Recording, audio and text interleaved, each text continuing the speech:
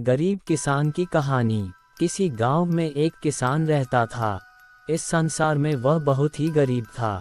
उसके पास जमीन का एक छोटा सा टुकड़ा था, जिस पर वह खेती करता था। उसका गुजारा अत्यंत कठिन तरीकों से होता था। एक दिन सूरज की गर्मी चरम सीमा पर थी, परंतु किसान हमेशा की तरह खेत में काम कर रहा था। पसीने से लथपथ किसान बुआई के लिए खेत जोत रहा था। इसी बीच खेत में खुदाई करते समय जमीन से एक बड़ा सा लकड़ी का बक्सा मिला। किसान ने सावधानी से बक्से को निकाला। पहले तो उसके समझ में नहीं आया कि बक्से का क्या करें। आखिर उसने बक्से को खेत के बाहर रख दिया। उसे साफ करके जो रोटियां वह घर से लाया था, वह बक्से में रख दी और अपने काम में जुट गया। दोपहर को जब वह खाने के लिए रोटियां निकालने के लिए बक्से के पास गया, तो हैरान रह गया। उसमें रोटियां ही रोटियां भरी हुई थी। तब किसान को पता चला कि वह जादुई बक्सा था। उसमें जो भी चीज़ डालो उसका 80 गुना होकर बाहर आता। जैसे एक मूंगफली का दाना डालो तो तुरंत उसमें से 80 दाने निकल पड़ते।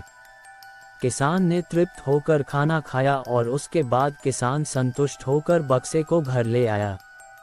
बक्सा मिलने के बाद किसान बहुत खुश था। उसे लगा कि उसके सब दुख अब दूर होंगे। वह लालची नहीं बल्कि धैर्यवान व्यक्ति था। उसने बक्से का दुरुपयोग नहीं किया। उसे जब भी किसी चीज़ की जरूरत होती तो बक्से से तुरंत प्राप्त कर लेता।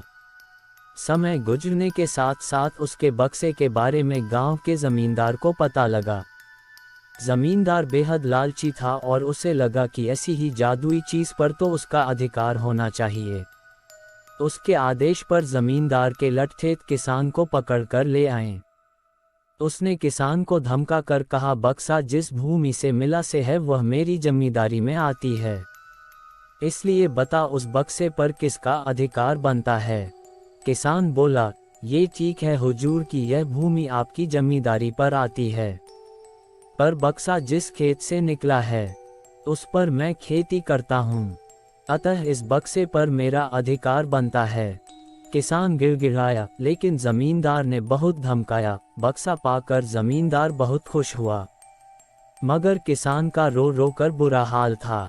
जमींदार की अब चांदी हो गई।